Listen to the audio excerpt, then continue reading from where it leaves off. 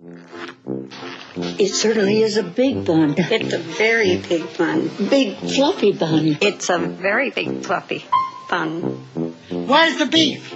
Some hamburger places give you a lot less beef on a lot of bun. Where's the beef? At Wendy's, we serve a hamburger we modestly call a single. And Wendy's single has more beef than the Whopper or Big Mac. At Wendy's, you get more beef and less bun. Hey, where's the beef? I don't think there's anybody back there. You want something better. You're Wendy's kind of people.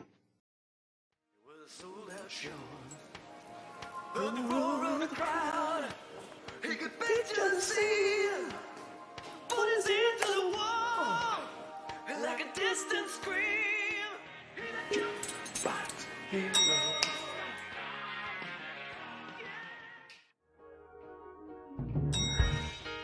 You're as cold as ice. You're willing to sacrifice our love. Feels like the first time.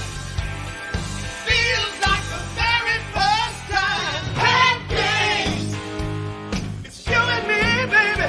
Head games. Till I can't take it anymore. I've been waiting for a girl like you to come into my life. Well, I'm hot-blooded, checking the sea. I've got a fever of 103. Come on, baby, you're more than dead. I wanna know what love is. I want you to show me. And be a jukebox hero. He's a jukebox hero. Someday gonna make it to the top and be a jukebox hero.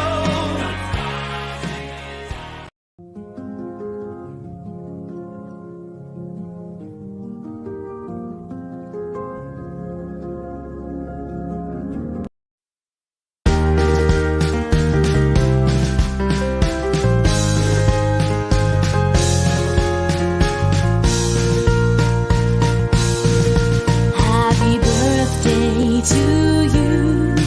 Happy birthday to you. Happy birthday, dear Sophie. Happy birthday to you. Oh, my little girl. Yeah, surprise, surprise. Yeah, I'll have to show that to her after the show. Yeah, she's like a mini Stephanie. I know, my friend says that all the time. She's like little mini Stephanie. She got that smile, cute. That's an adorable outfit. How was the birthday yesterday?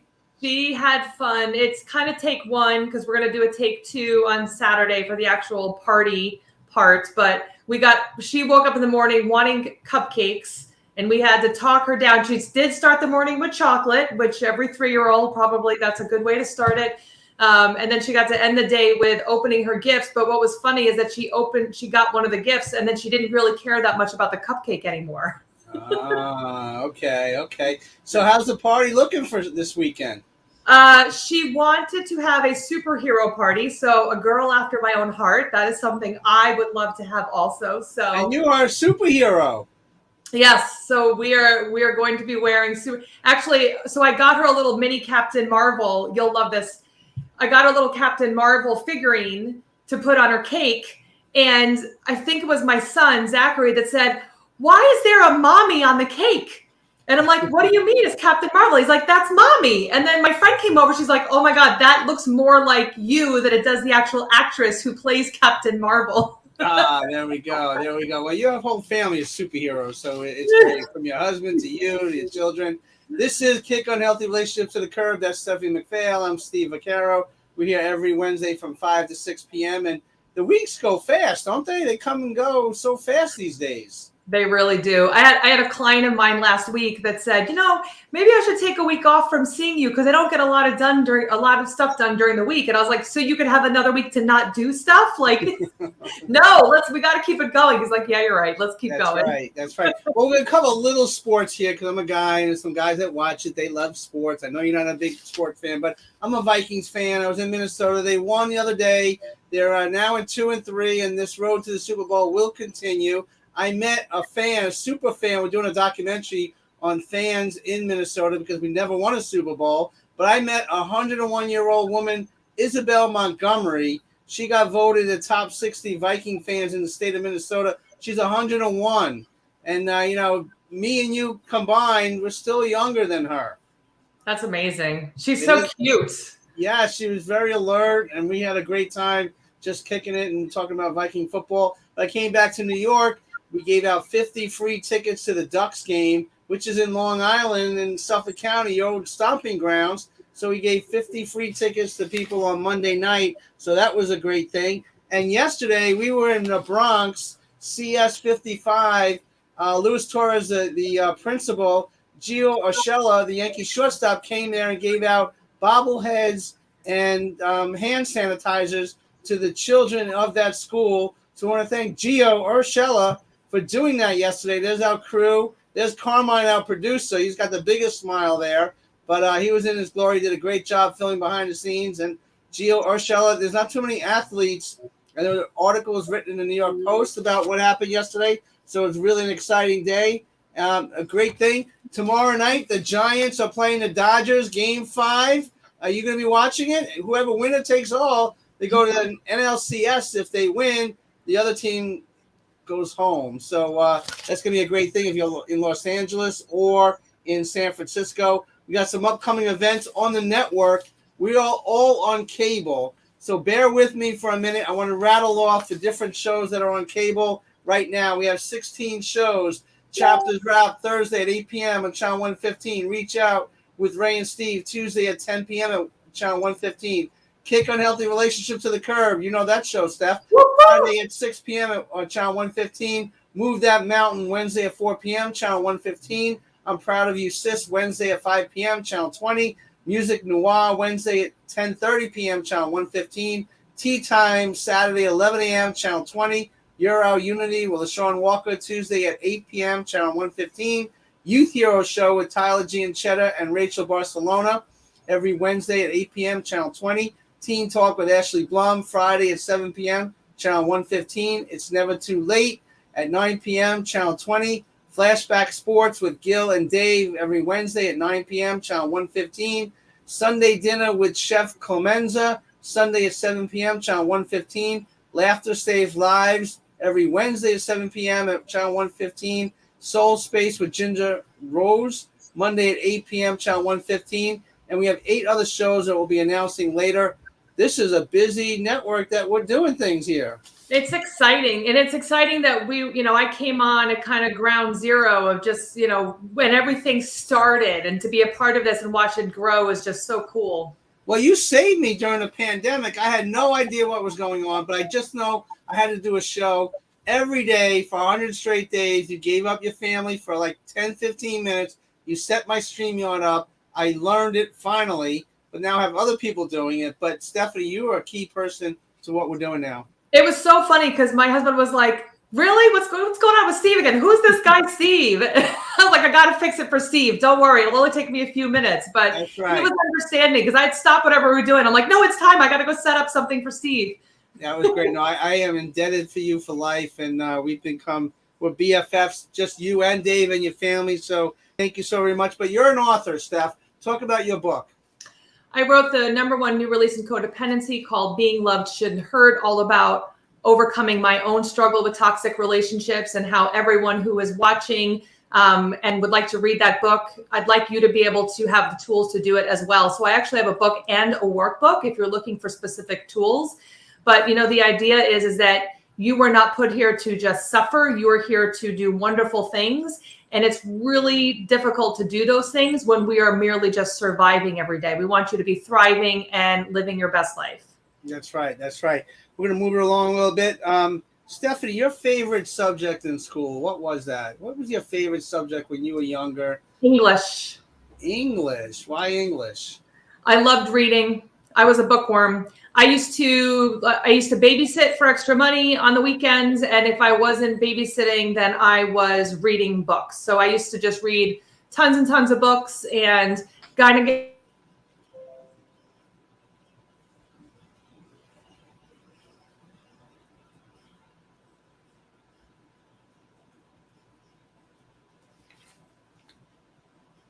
I think Stephanie froze. I think I'm still on. So we'll get Stephanie on back a little bit. But if you're watching out there, what's your favorite TV family? Is it Brady Bunch or is it the Partridge Family? You could log in and just make your thoughts known. For me, it's a no-brainer. It's definitely the Partridge Family. I was madly in love with Susan Day, who played Laurie Partridge. But most people, if you'd ask them, I think love the Brady Bunch. But anyway, but two great shows. And there's a quote there. We went over the quote, but we want to go over a couple of upcoming events while Stephanie reworks her StreamYard there. We have some big events coming on. Tomorrow, we'll be live at this golf outing, Mission Helping Hands in Manhasset on Long Island. We'll be broadcasting them live. And we want to give a shout out to Tori Farrell, who's organized this whole event. And Mission Helping Hands is a wonderful experience. It's their first golf outing. We'll be live. Carmine and I will be there and filming. It should be a great time there. And also on Friday, the very next day, we'll be out on this love train again in the community for Chef Morris in Glen Cove. He has a cafe. It's 1 year already. He's been a friend of mine for a couple of years now. Beautiful family. And they have a 1 year anniversary tasting food and special menu tomorrow. There'll be kids entertainment, live music, and more. I believe there's a clown. I'll be there. Maybe I'm the clown. I'm not quite sure what's going on, but it's a great event. They give back to the community in Glen Cove.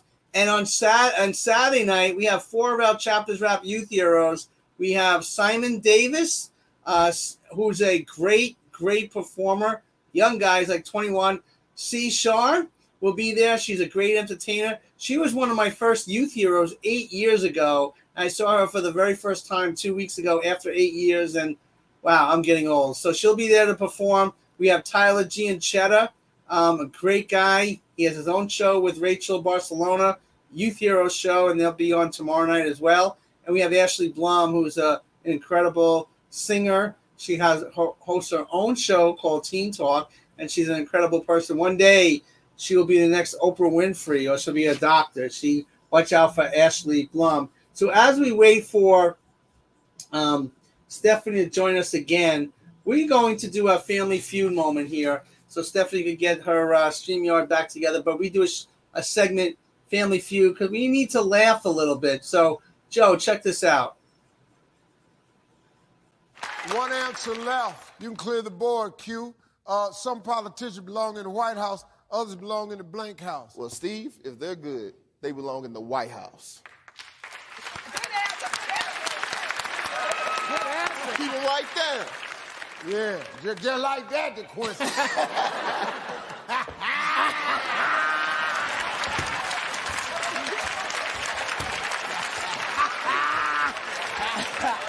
Hey, Jamie. What's up? I might not get you, but I bet this ain't up there.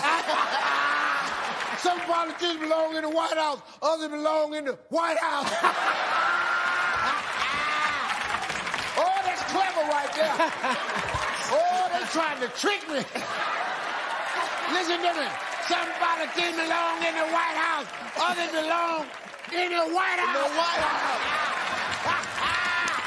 That's so damn funny. That's a good ass answer.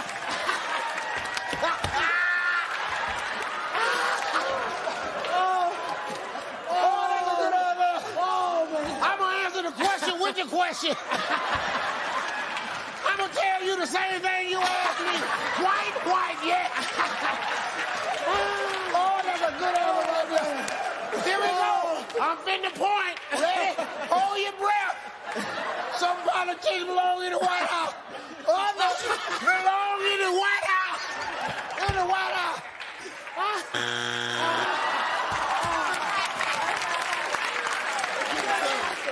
was dragging a minute ago.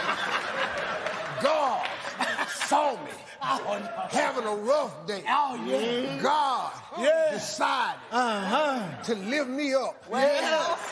He said, What? you need an answer. Yes. That ain't really an answer. Yes. You need an answer. Yes. That's really a question. Yes. I'm going to answer the question with a question. Yes. Some politicians belong in the White House. Yes. Others belong in the White House.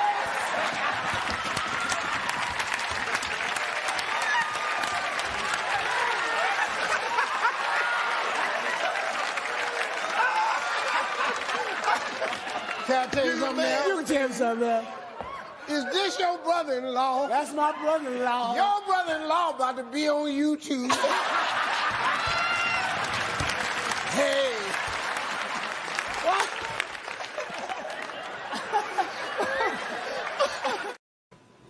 I can't get enough of that. That is so funny. I watch Family Feud every night because sometimes when you do counseling and you're there for others, you need a little outlet, and Steve Harvey does it for me every time. But Joe Welsh does a great, amazing work for other people as we wait for Stephanie to come on. And I think Stephanie may be back or may not be back. I don't know what's going on. But let's bring on Joe Welsh because she's an amazing person. She's the Will Fairy who does Generation American born to Colombian parents, applies her experiences growing up, American cultures, and influenced by her commitment to the deaf, blind, and hard of hearing communities. Joe believes that knowing our value and our worth is crucial to living a fulfilled life. Joe is committed to helping others, entrepreneurship, and generalization wealth. Joe is excited to share the hashtag the Will Fairy to the Kick and Curb community. So welcome Joe Welsh to our show. And I think you're on mute. What's funny is that I was gonna do a message for my deaf friends and family out there. So that's where the mute works. So hi. There we go. Okay, there we go. So we're all back together. The family's back together. Stephanie, I know you took like a bathroom break or something. I don't know what happened there. My computer decided it was a good time to freeze and completely need to be shut down and rebooted. That was fun. Wow. So Stephanie, that sounds about right. Stephanie, Joe, Stephanie, you guys know each other, right? Yes. I was lucky enough to meet Joe and have to ask her to be on the show. So I'm happy that it feels like it was going to be like so far in the future. And then bam, all of a sudden it's like the middle of October.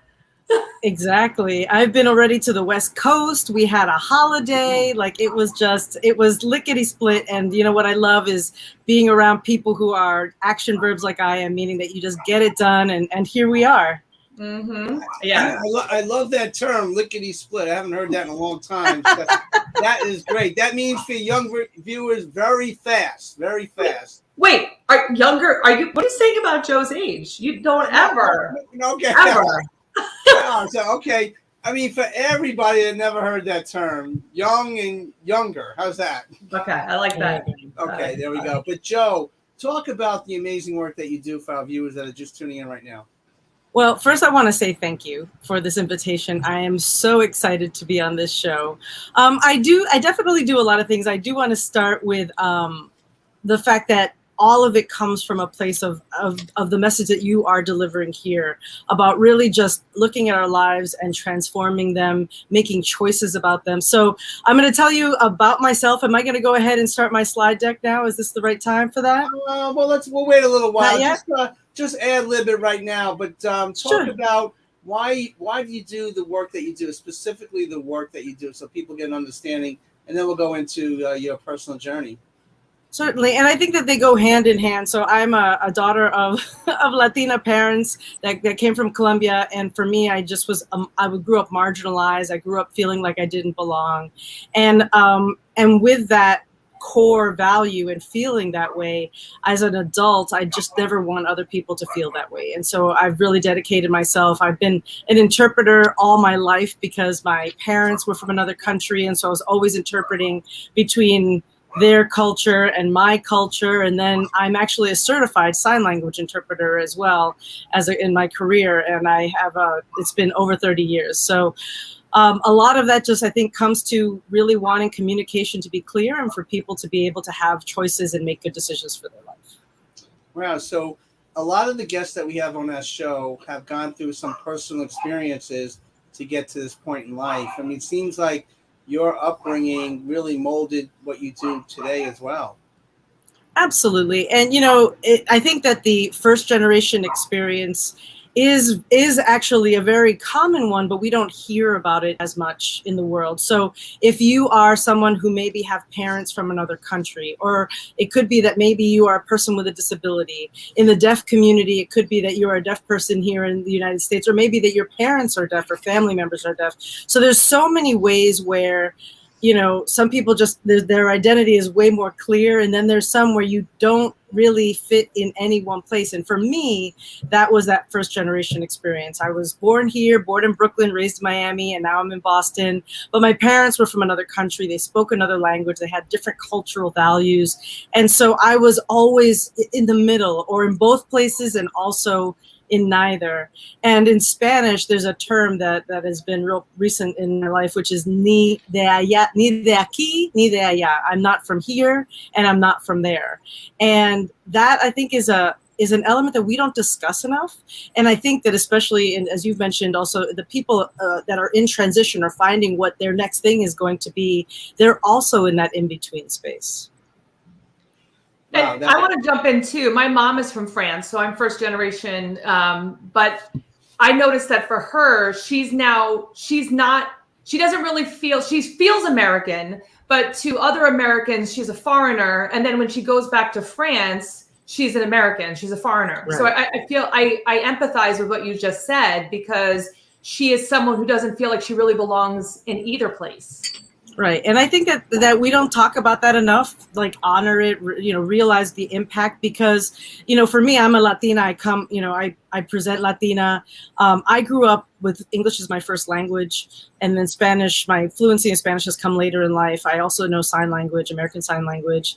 But for some folks where maybe they, look like majority culture, that's also a place where people may not see that there is something else in the background, like that there's some other experience. So like if you are white presenting, but you grew up in a European country, there might be, some differences, but at the same time, people are not necessarily identifying it, or maybe you don't even know how to put words to it. So it's possible that your mom, for example, didn't even know what that feeling was, except that if you asked her, did you always feel like you didn't belong?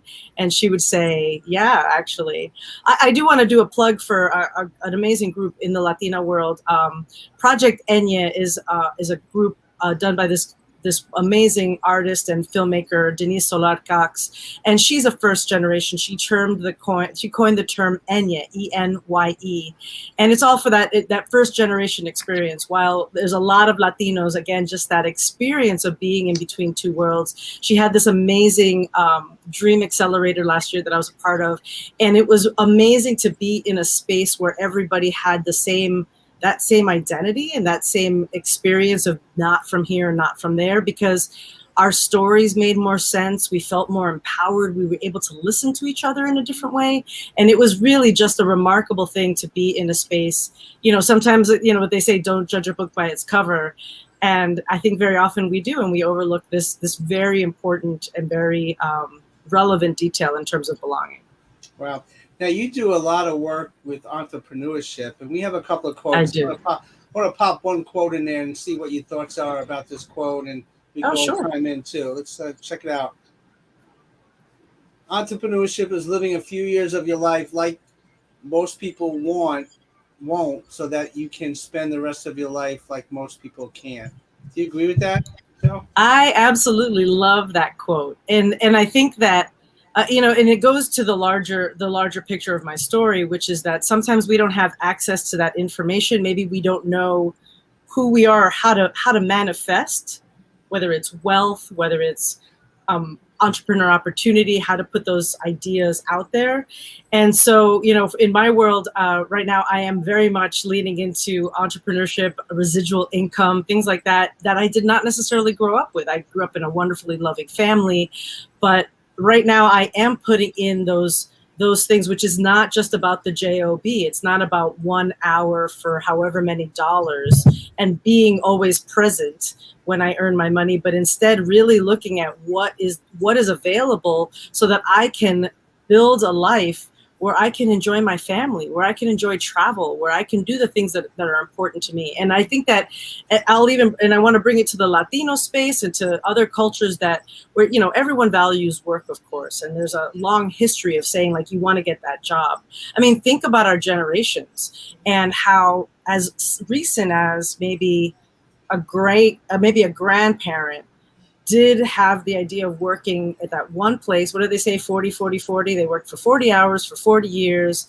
And, they got their, I think it was like $40,000, whatever it was, and the gold watch, right? And so you have this different paradigm of what it looks like to retire, what it looks like to be taken care of in old age. And now with technology, with education, with the access to knowledge, people are living longer, they're younger in their years every single day.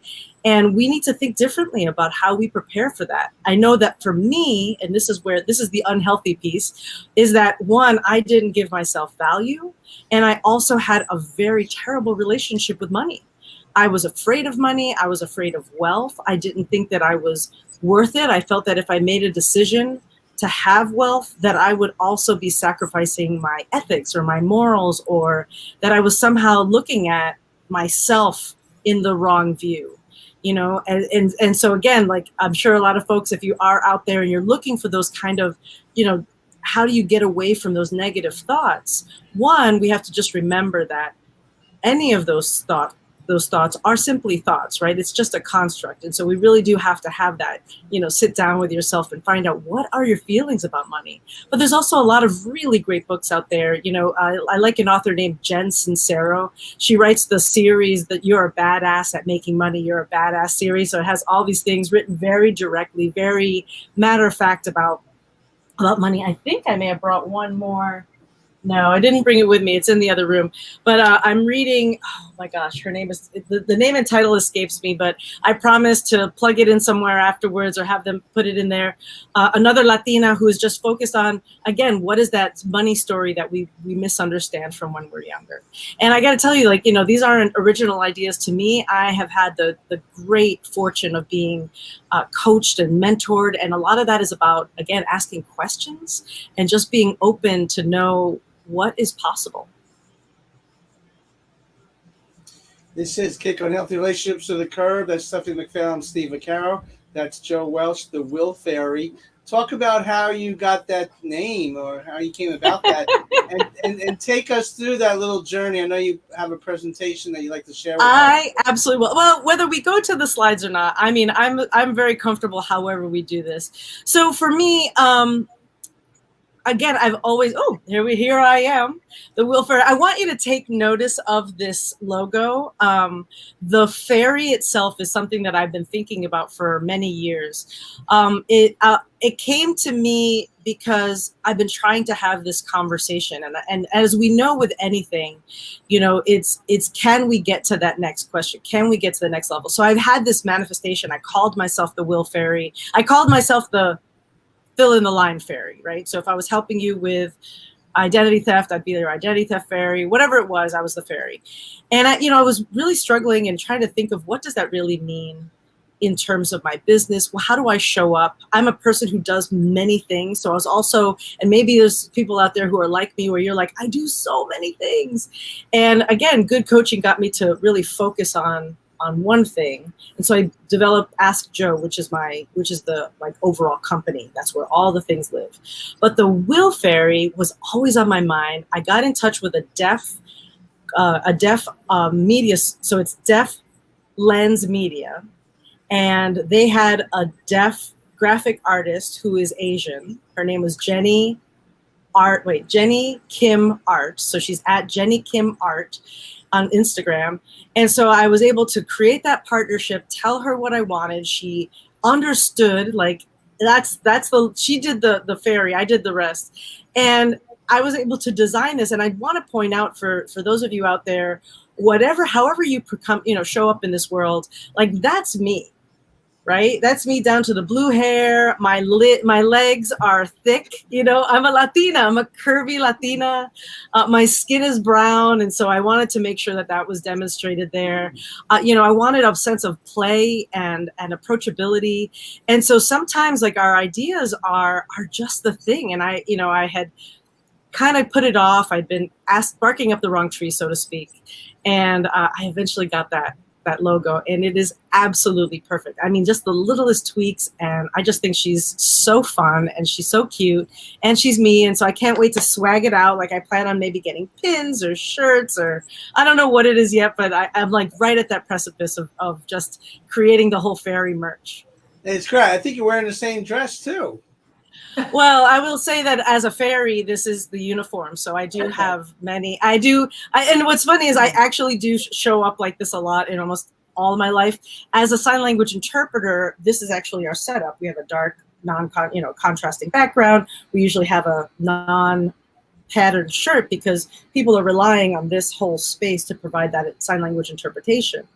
And so that's already been my wardrobe. So I just up to the game a little bit and made her, I didn't make her anything, but she's super cute. I wanted a little pinup, but also that you could take her seriously. She's got the quill, she means business. That's right. She's got good shoes on so she can get around and still look cute. That's right.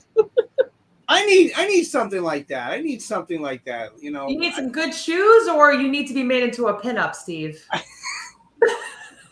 I'll go with the good shoes.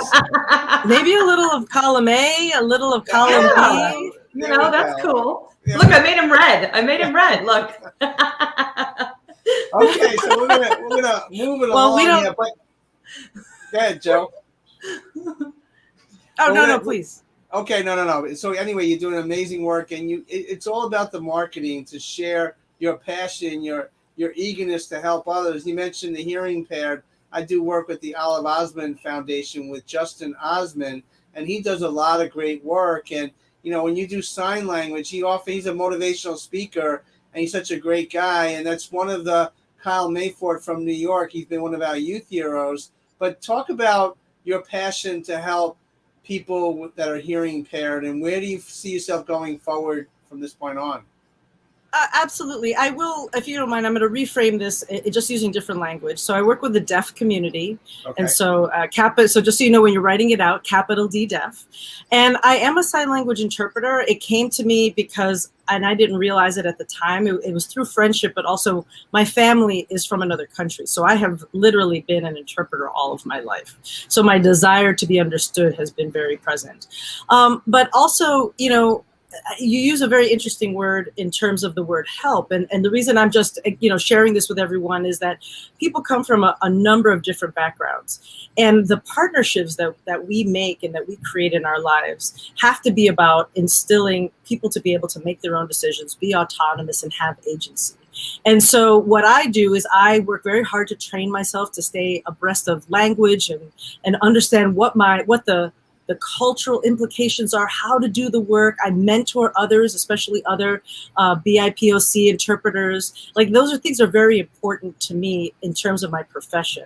The partnership I have actually is in a million different ways. Well, maybe not a million, but I'm definitely, if I'm going to be a part of that community as an interpreter, it also means I need to be a part of that community because there's no other way to understand and to learn. And it's not a one direction situation. I don't just learn all the things so that I can be an interpreter.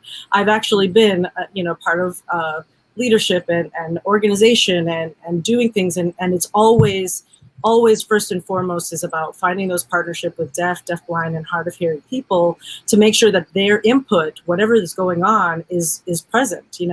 I think, again, going to that word marginalized, meaning that there's so many communities that things are being done for, like, I have to also, even though I'm a Latina and a woman, I have to recognize my privilege and my power in any circumstance that I'm in and make sure that I'm not overstepping my bounds in terms of role. I need to make sure that I'm doing the best that I can and that I'm always coachable in terms of that as well, because it's an absolute partnership. It's a different kind of business, and for me, it's such an important one, and it's been one that I've started in the 8th grade with a friend named John Paul in Florida. He was my buddy. I was learning sign, and then it manifested through the Miami community. Here in Boston, where I'm at, I came here because I wanted to be taught. I wanted to be put in my place because I was very active. I was, I'm the kind of person who would like launch things. And I really wanted someone to be like, no, don't do that. That's not right. That's not the right time. This is not the right way. And I've learned so much. And then now the way it's manifested as well is that I have a very large team. I work with a company called Legal Shield, and we have a really large deaf team that are breaking records, that are changing their lives through entrepreneurship, through residual income, and they're also protecting people. And so I get to be a part of that story. I'm not helping anybody. I'm coaching like I am coachable, and I'm just bringing the knowledge that I see really to that. Wow, that's wonderful. This show, we often talk about families. It's, we start off talking about Stephanie's daughter's birthday. We usually have a little segment of Family Feud, but you have a supportive family too. Maybe you could share a little bit about your journey, how you got to this point. I will. Can we go ahead and throw on the slide? You're gonna meet my mom. Wow, and yes, we do look a lot. Well, you look like her. I look like her. I think she is maybe 17 years old in this picture. And she was born in Colombia. She was a farmer. She was the oldest daughter, and her father passed away when she was 14. And she was responsible to help the family. When visas became available, she decided to move to the US. And so the reason I bring that up is that, again, that first generation, or maybe our parents come from something that's different than we are. And you could see that she came here. For me, she's a pioneer. And I've just always, I kind of embodied that adventurous spirit, the desire to want to know different things. And tell you what the little line under there said was, her superpower is that she is Latina clean. And I call that her superpower because that was the thing that allowed her to get above whatever was going on. She and my dad were were poor, were figuring out their world. My dad, who was a teacher in Colombia, came to here and had to start his world as a dishwasher and a cab driver. And he's now a man with 2 master's degrees. He's a psychotherapist. He has a wonderful business and a wonderful career. He has his own method. He has all these amazing things, but it actually speaks to generational wealth. The idea, the thing that I'm fighting the most for. And I'm going to take a minute just to explain that a little bit through this example. In that my parents came from another country. When they came here separately, like they met later, they broke the generational lineage, especially if you think about in the 60s, air travel wasn't as common. It was very expensive. You're talking about language barriers. They didn't come here with an already existing foundation. They actually brought their seed here and planted it in the United States. They got together and started a family. And so you see that loss, that going backwards in adulthood, and you go, okay, you graduate from school, you go to get your job, you do this by a certain age, you're at a certain point in your life. But really what you see is them coming over here and then having to start anew, right? As from basics, like from language point, education, getting established here. And so when we look at that, like for me, that's the previous generation to me. I'm the next generation. So when I look back, even though I have a very large family in Colombia, that isn't my nuclear family. It's not the one that I'm involved with. Unfortunately, I don't get a lot of advice, or, I didn't know the language really. So there was a lot of things that stood in the way. And it could be that people feel that way in their lives today, that they feel like there is this disconnect, you're starting over. And then again, all of that influences how we see ourselves. And so if you're struggling, like for me, I struggled. My parents were immigrants. I took on their posture. I took on how they showed up because they were immigrants, but I was born here. And so it was a struggle. I had to figure things out, but I didn't feel like, you have to forgive me that I'm looking at something. All of a sudden, I'm getting a weird little button on my computer, so I'm hoping that's not going to change things. But I had to figure out where I stood, and I followed them because they were my parents. And it took me a long time to realize where I stood, to see who I was in my identity. But a lot of already damage had been done, a lot of, not believing in myself, allowing, not being strong enough, not being able to, I was a late bloomer. There was so many things that I feel like set me behind that, that I don't think I'm the only one, but I am so excited to get to meet other people who are experiencing that as well. No doubt. You mentioned other people. How important is diversity to you? Well, I live in a very diverse world inherently because of who I am. So I have, multiple cultures around me. I work with the Black, Indigenous, people of color, also Asian American, Pacific Islander. Like all of that is so intertwined with my work as a mentor, as a coach, and also coming from a place of understanding what it's like to be different, and what that lens is. The cultural, it's not to say that all cultures are the same, but we do have some elements that we have to look at in terms of, and again, it goes back to how do we see money? How do we see autonomy and agency? Gender plays a big role, or at least it did historically, but remember that even every different country and even different parts of the country might have different takes on how we'll use women or women presenting, how they are allowed to have status, how they're allowed to have or not have education. For me, a foundation also comes to the history of women. When we think of in the United States, I was born in 1970, so I am 51. And when I was a teenager, when I was 14, women would quit their jobs when they got pregnant, weren't allowed to wear pants. It wasn't until the late 90s where insurance stopped costing women more money just for being a woman. And like, that's just a little bit of the kind of things that we're talking about in my history, my formative years, how that defines who I am, what I see, what I believe about myself. And then I add, which is a very, machismo, stronger culture, male dominated culture coming from Colombia. There's a lot of mixed messages. There's a lot of it's not necessarily advancement. I'm very fortunate that my parents had my back and really believed in me and wanted me to be forward, but definitely a lot of culture clashes in that communication and struggle, because there was, old school, new school, and where do we fall in? And for me, I fell in both. Would you say, Steve, that like as a guy's perspective and, with your background, did you see that at all? Like some of that, like guy trying to be macho and feeling that kind of pull also growing up? Yeah, I think back then, I mean, the outlook on women, I grew up in foster homes, and I grew up not being with my mom, actually.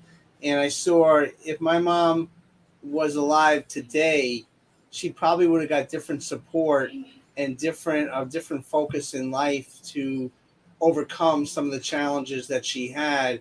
She had MS and she had a mental illness. So back then, yes, I think growing up, that's what it was like, back in the 70s. And I think what Joe's talking about, the focus on women really unfolded, in the 90s, really. I mean, a lot of things really changed. And I think back then, women, I mean, if you had a mental illness and you were a woman or it didn't work, it kind of wasn't discussed a lot. And I think women took a back seat back then. So I think the work that you do, Steph, and that what you're doing, Joe, is so incredible, because women are highly successful right now. And especially during this pandemic, Joe, I would imagine you're seeing the success of great people out there.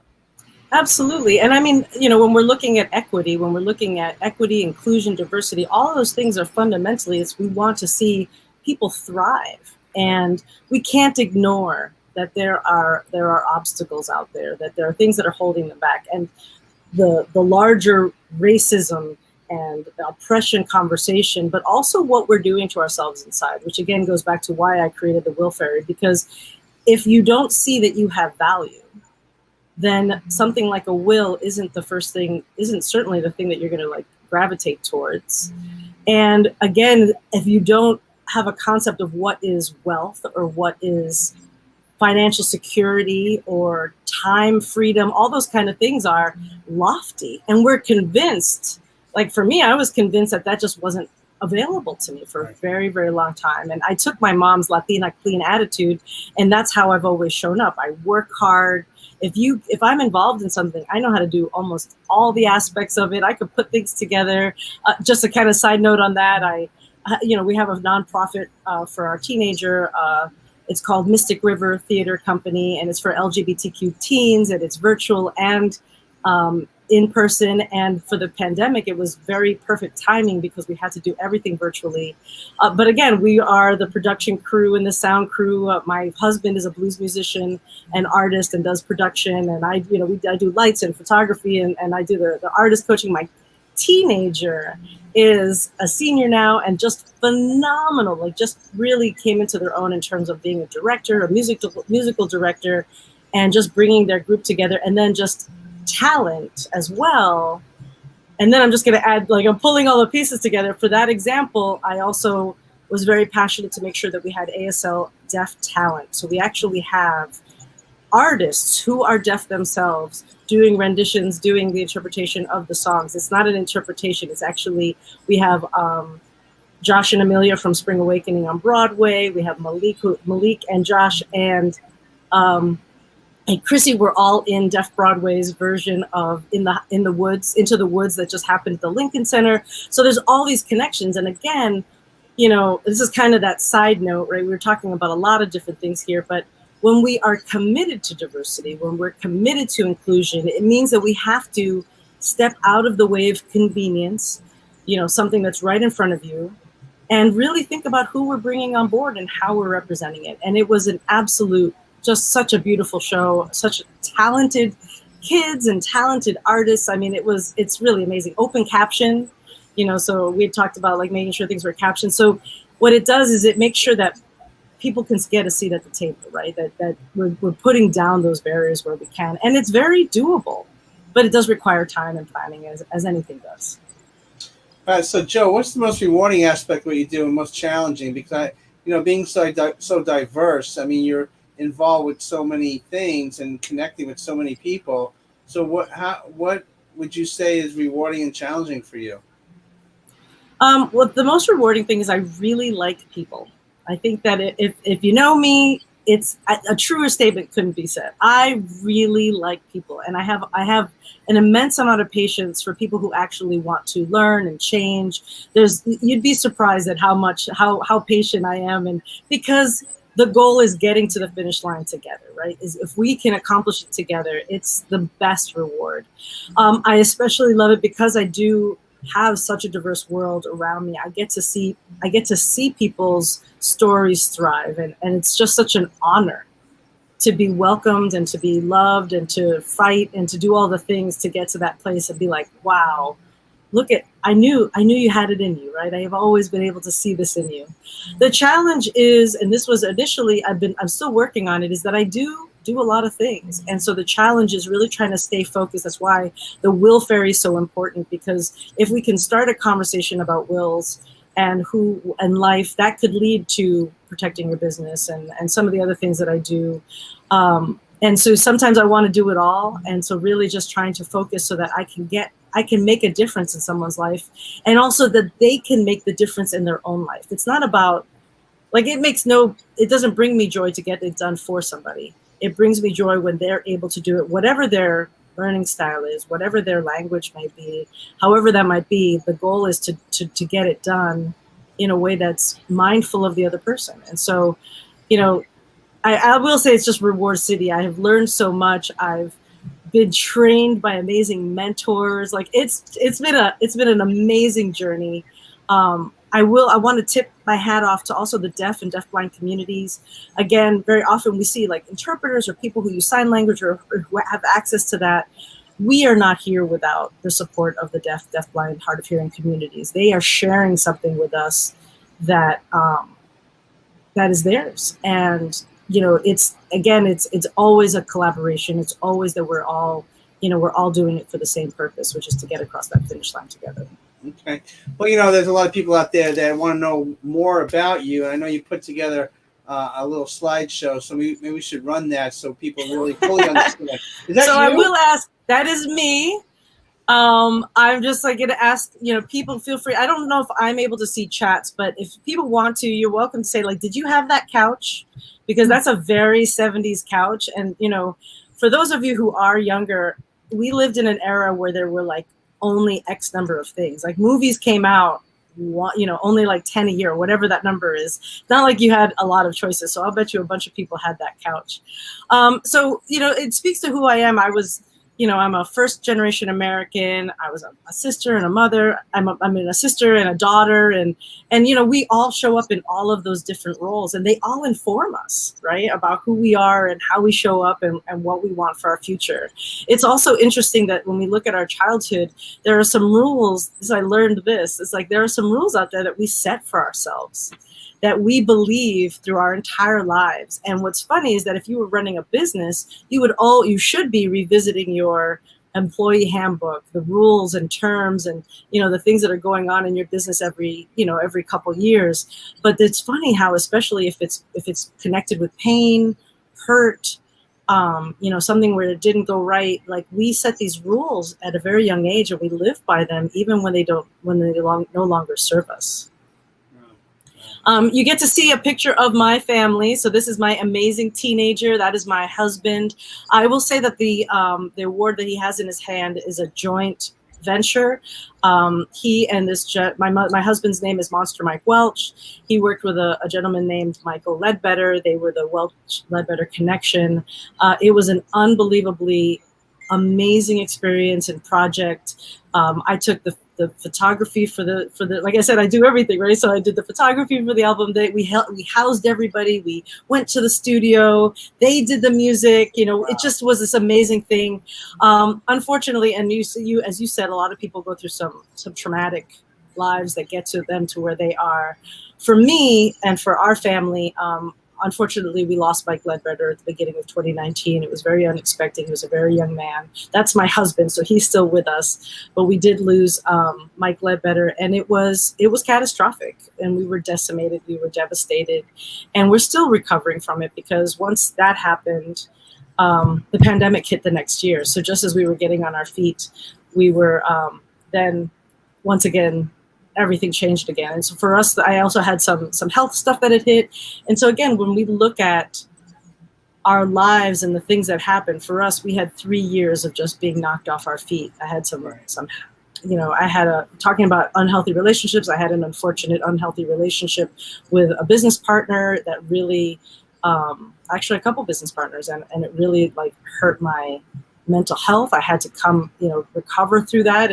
And there are things in my life, actually, this company, Legal Shield, is one of the things that saw me for who I was at the moment. And when I was at my lowest, I was able to go somewhere and belong and feel like I was a part of something. And, it's really interesting to say that when things save your life, but they absolutely did.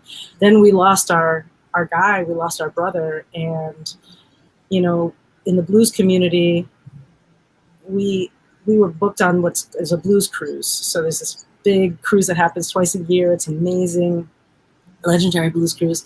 And so he passed away just before they were supposed to play on that cruise. And so we came back from a very long, arduous, it was the cold winter. And then we showed up on that blues cruise because, oh my God, like this was all blues artists. And so what a blessing that was, because we got to grieve and get love like for an entire week. I don't know what our lives would have looked like without that catharsis and love. I mean, we were devastated. And he had a family, a fiance and children. There was just so much at play. And, you don't ever think that you're good. And this is actually a great segue to Will's and stuff. You never think that something like that's going to happen to you, a 33-year-old person. You don't think that that's going to happen to your business as you're getting it started. And then for us, then COVID hit. And so once again, we see the communities that are struggling, usually marginalized communities, Black and brown people are not getting what they need. There was a lot of, and still is a lot of, catastrophic loss happening in the world. I don't remember what the question was, but these are the things that, like, the last 3 years for me that brought me here in a very different place, in a very different way. I'm nonstop and want to make sure that people get those affairs in order, because again, it comes back to that value that we have to see ourselves, take inventory and see the worth that we have and how we impact other people's lives and make sure that we're protecting it. Perfect segue. It is. And so, you guys will see, you'll see on almost every slide, it has the willfairy.com. You are more than welcome to go in there and sign in, and do not change from this slide quite yet. If you go there's a place for you to sign on to be into my mailing list. I'm definitely on Facebook at the Will Fairy. And the reason that previous slide was important is I want to hear from you if you want a copy of a PDF of a will questionnaire. And so again, it's using all the tools that we have available to us. Legal Shield provides this amazing will questionnaire. There's a lot of companies that do. And what I use that for is to create a much more relaxed understanding of what the will does at its core. I do want to say before we talk about wills that I am not an attorney. I am not handling anybody's wills. I don't want to know anybody's private business. I don't need to know if you were previously married or if you have children. That's not my place in it.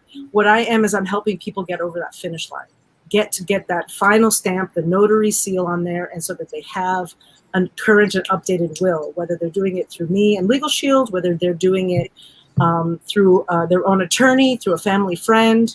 I am an independent associate with Legal Shield, and so that's one of the choices that's available to people. And again, I'm more than happy to share that PDF. People can just reach out, spend a little time with me. Let's just do a little overview, see where you're at. And again, for me, it's all about having choices. It is all about having choices, and we're just about out of time. Are we? Yes. Oh my God, that was lickety split. I know, lickety split. There we go. But we're gonna have to get you back on the show, because what you offer is a unique perspective on how to navigate through life, and what you share today is so vitally important. Stay right here. If you want to, go ahead and screenshot this, because what I'm doing until the end of the year is every Friday, 8 a.m. And I don't want to be alone in my Zoom room, okay? So if you have those questions, like you don't own property, do I still need one? Do I need a will? Is it expensive? How do I protect my family and friends? Take a screenshot of this. You can see the little bit.ly in there. It's going to bring you right into my Zoom. It's free. You are more than welcome. Please at my Facebook, at the Will Fairy. I'm also on Instagram. If your camera picks that up, that is my Calendly, that you can book time with me. There is no obligation. I already told you I really like people a lot. I really do. So if you just want to meet and talk, it would be my pleasure to meet this amazing audience. And I can't believe it's already 57. The time flew. I know, it's fly. We're going to get you back on the show, because you do such incredible work, and I think our viewers could really benefit from the work that you do. So, Joe, thank you so very much. The Will Fairy, thank you for coming on our show today. Thank you so much. I've had an absolute blast, and I look forward to coming wherever you want me. If people want me as a speaker, I'm going to be adding that to my website. I'm working on my marketing, so just support me, help me out, and I look forward to meeting you all. Thank you so very much. Joe Welsh, the Will Fairy. Thank you. God bless. Another great guest there, Steph. A lot of really great information. And I think it's really important for us to keep our minds open when we're thinking about just others, people that aren't us. And I think sometimes it's easy to get sucked in with what our perspective is on things. And I love Joe's ability to really be able to think of everybody else, including being so inclusive of others. I think that's a huge credit to her and what she does to help other people. That's right. A couple of weeks ago, you brought up Gabby Petito, and we only have 30 seconds, but we had some information that came out today that she was strangled, and she was, before they found, a couple of weeks like that. What are your thoughts about where things are now with that situation? When I read that today, I immediately teared up, because anybody that knows my story knows that I was strangled not once, but twice. Once until I started to lose consciousness, and luckily enough, he did get off of me before I did. But I think that, reading that and understanding, no way to go is a good way, obviously, but it was just such a reminder that there are so many people that are thinking that it's not going to happen to them, that it's not possible, they're not capable of it. Who knows? Maybe he hadn't been physical before the time he slapped her. Maybe he hadn't, those things hadn't happened. But I would bet there was some verbal abuse beforehand. And a lot of us think that our trauma is not as bad as somebody else's, but we don't even realize how it's escalating and where it can go. None of us really know what direction it can go in. So No. my blessings to her family, and just my thoughts are with everyone who's still struggling in toxic relationships, and just implore you to please get help. We don't want you to be another statistic. Steph, thank you. We're just about out of time. God bless. I'll see you next week. Bye, Thanks for everybody. tuning in, guys.